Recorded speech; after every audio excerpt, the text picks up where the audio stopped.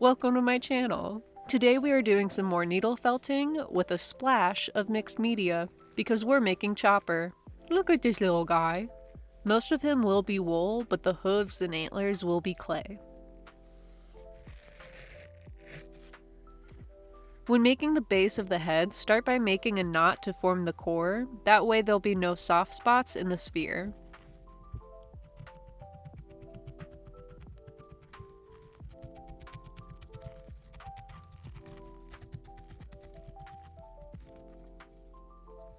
Now make a core for the body. This time the shape will be a stumpy trapezoid.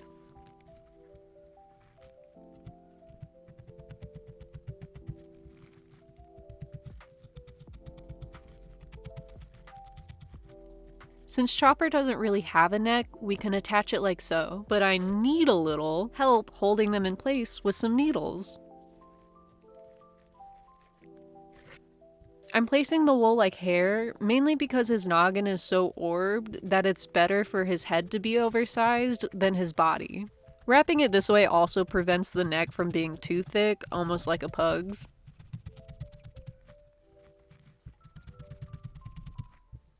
With everything attached, we need to add the muzzle to figure out which side is going to be which, because this is basically the only discerning feature. With the base done, we can add the color. I've been trying to get better at making the wool go in the same direction, but then I start to get bored and end up grabbing bigger and bigger pieces. But then that makes it start to look uneven in both color and lumpiness. So once I notice myself lackadaisically throwing the wool on, I usually try to take a break.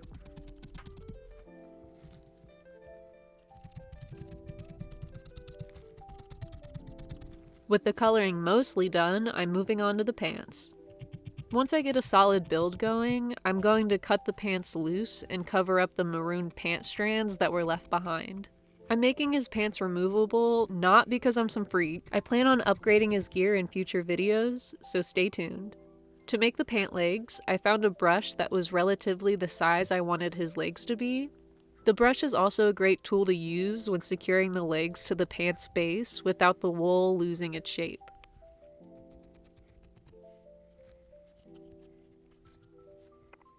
Real fast, let's play a quick game. Do you know which devil fruit's Chopper's? Bonus points if you know who has the others. Pause now for more time. Okay, starting from top left and ending bottom right, we've got Brook, Robin, Crocodile, Chopper, and Boa. If you are also able to name each fruit, I commend you. We need some limbs for these holes. And since Chopper's stems are so thin, we can just skip to the coloring. Something that's very convenient is all the limbs are the exact same. The main difference is the location of the bends. One for the shoulder and the other for the foot.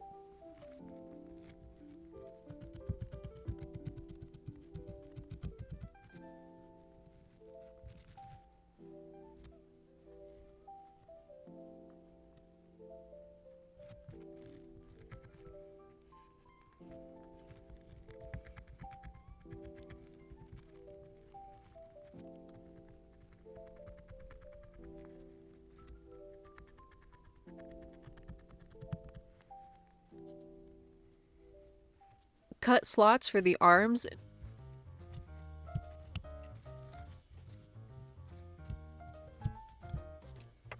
Place them in without securing them. That way they can just fall out willy-nilly.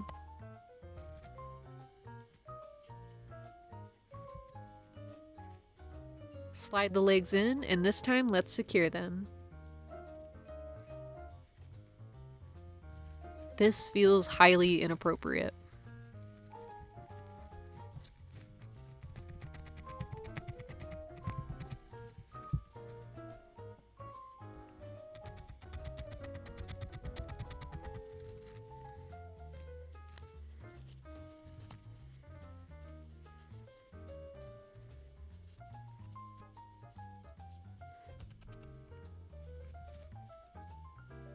Ugh, I just want to jump into making the antlers, but first we need to make the hat so we know how big to make the horns. This cap is slightly oversized, which is perfect since the more we work on the wall, the more it'll get tighter and reduce in size.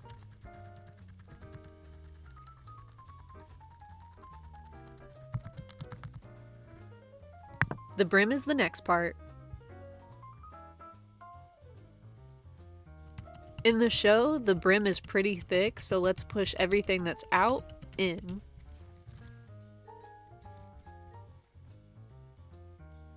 The last piece is the crown of the hat. We could use the cylinder as a cookie cutter guide and atrociously cut the shape out.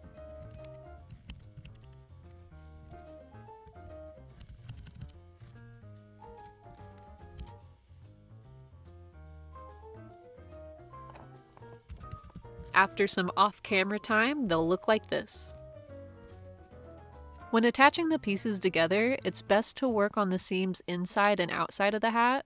If we just work on the outside, that'll cause the seams to become more concave, and solely working on the inside will cause the outside of the seams to jut out. So mix it up. And this goes double for attaching the brim.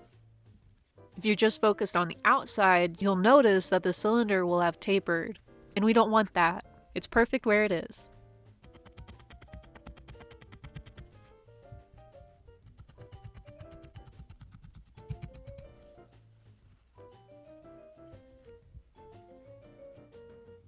Now it's time for the X Factor. The paint bottle is the only thing I have near me that'll fit the hat, so hopefully I don't puncture it.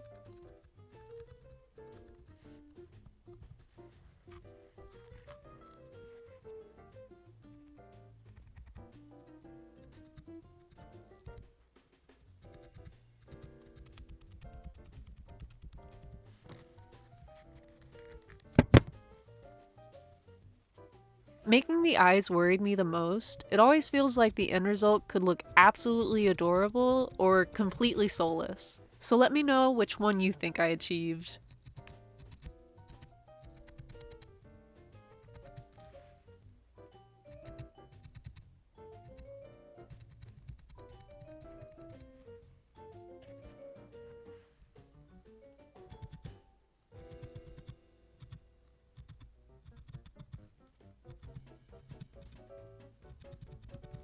So this actually surprised me. I don't think I ever realized that Chopper has eyebrows, so the task is to make them just as unnoticeable.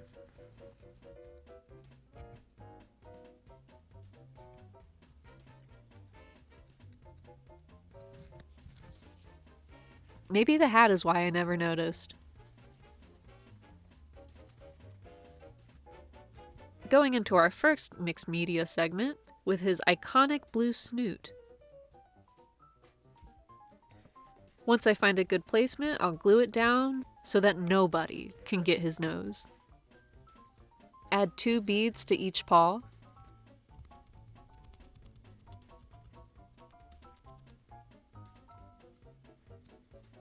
Now we can move on to the clay. Wait, no, I got excited. I forgot his mouth. I'm gonna go with the natural cat mouth expression. I don't need to go overboard.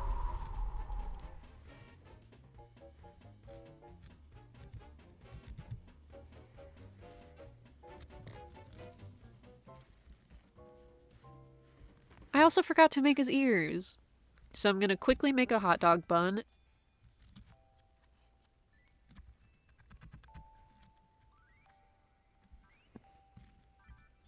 And attach the needle to the end. That way I can play God.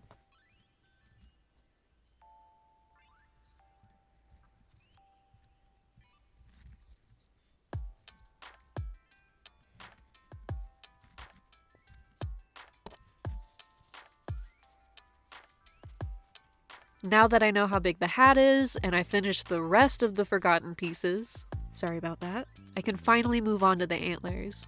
But first the hooves.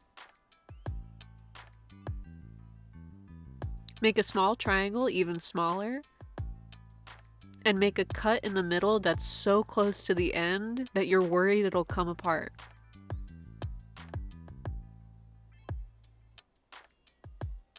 I just need to make sure the needles don't puncture all the way through.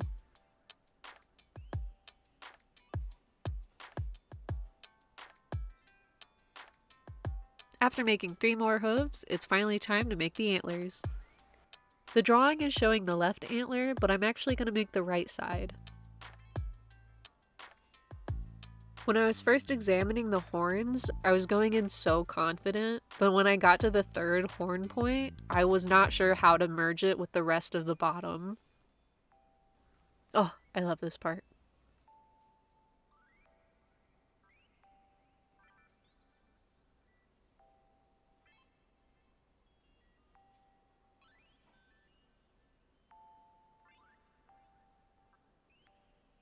Hopefully these pieces will act like glue and I'm not just digging into the crevice more. After baking everything at 235 degrees for 30 minutes, let's take the left antler and add the metal bandage.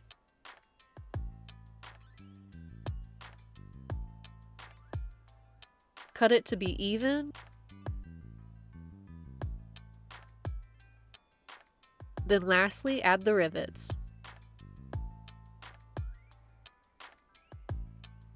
I baked it at the same temperature, but only for 15 minutes. Yay, we can finally put them together.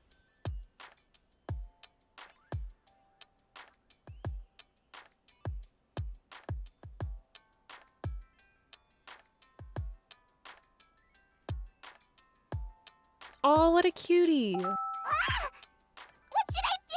Come here. That looks good. Gotcha. Darn it! Thank you for watching.